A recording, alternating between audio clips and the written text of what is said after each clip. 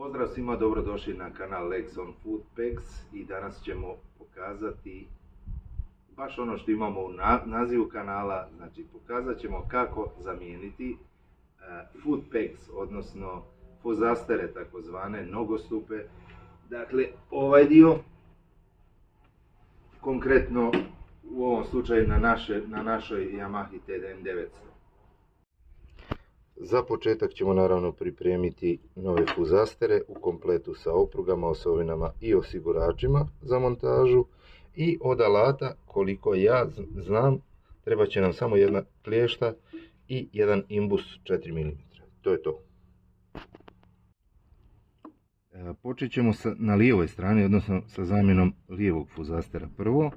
Znači, ono što ćemo prvo da uradimo je da izvedimo ovaj osigurač iz osovine koji je nešto na ovom starom drugačiji nego na ovom novom koji sam nabavio. Dakle, počet ćemo sa vađenjem osigurača.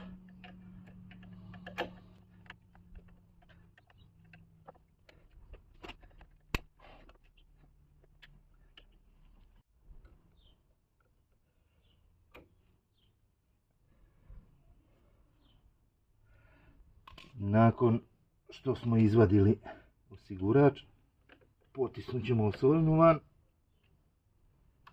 Ako budemo uspjeli, znači treba malo pritiskati na ovaj fuzaster sa ove strane i onda osovina lakše izlazi. Evo tu je.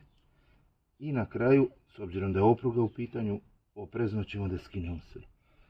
I evo ga, to je to.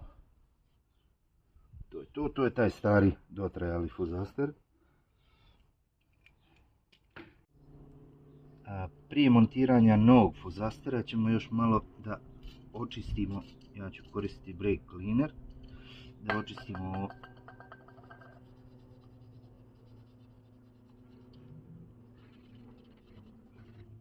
Prije montaže novog fuzastera malo ćemo da namažemo ova mjesta. Nije da se radi o nekom dijelu koji je pokretni dio, da kažemo stalno pokretni dio, ali nije loše malo namazati gdje god dolazi metal na metal.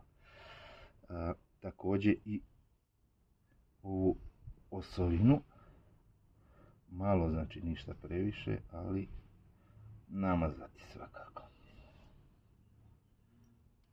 Stavit ćemo za početak ovaj fuzaster na njegovo mjesto i ovu osovinu blago, samo da toliko da drži fuzaster na mjestu. Zatim stavljamo oprugu. Oprugu treba malo pritisnuti da bi osovina išla unutra.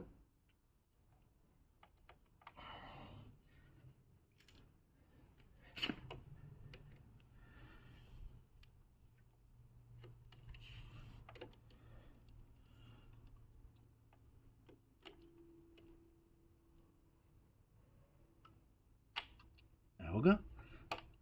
I fuzaster je već na svom mjestu. Znači probamo da li se giba kako treba. Nema lufta. To je to. Ostaje nam još da stavimo, da namontiramo ovaj cirklip osigurač. Osigurač ili kako već da ga nazovemo. Znači stavimo ga.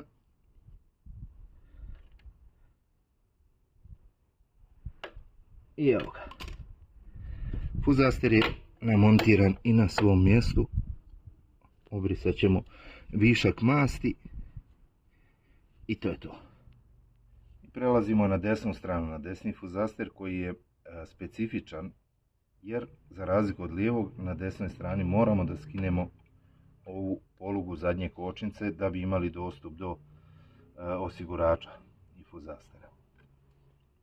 Za to nam je potreban imbus 4 mm. Odvrćemo ovaj vijak.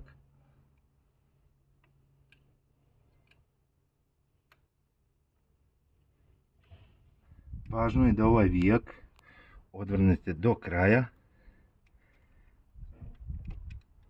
i izvadite ga, jer drugačije nećete moći, ako ga samo popustite, nećete moći ovu polugu da skinete. I evo ga. Ostatak je isti kao i na lijevoj strani, dakle vadimo osigurač, pritisnemo fuzaster kao unutra, potisnemo osovinu van i pažljivo skinemo i to je to. Brake cleanerom malo očistimo.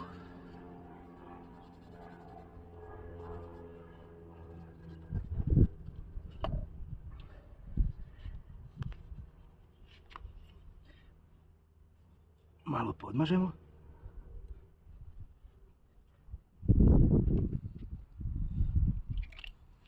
Malo ćemo da podmažemo i osovinu.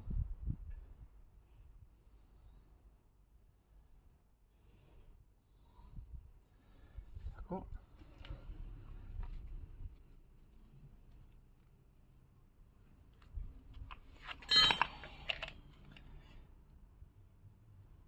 I ponovo stavimo fuzaster. Pazimo da ne mastimo ovaj gumeni dio, jer će to poslije da nam kliže. Znači osovinu samo do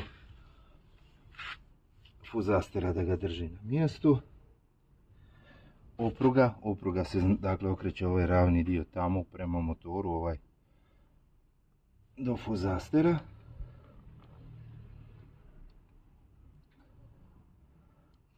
Stavljamo oprugu, pritisnemo je prema dole, pritisnemo fuzaster kao unutra i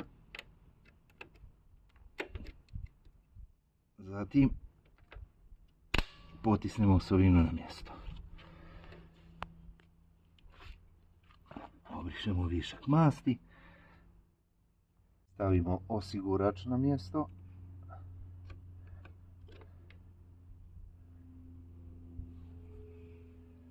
Možda ovdje je najteži dio posla.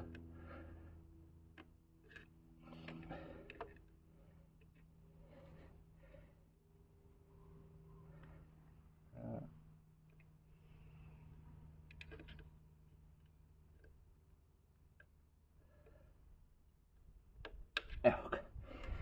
I fuzaster je na svom mjestu. Treba još da vratimo ovu polugu kočnice zadnje. Također malo namažemo.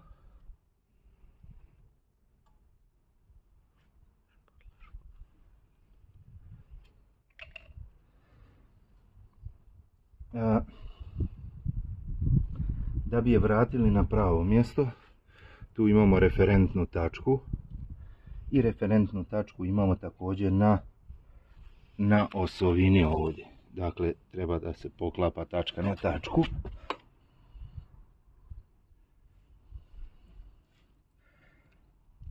Prije toga imamo podlošku koja tu ide.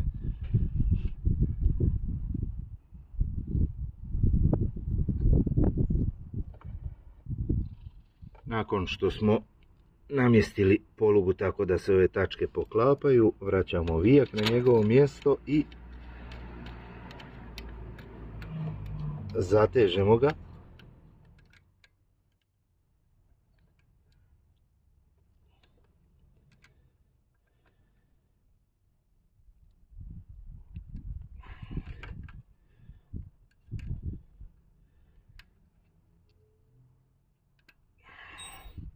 I imamo nove fuzastere.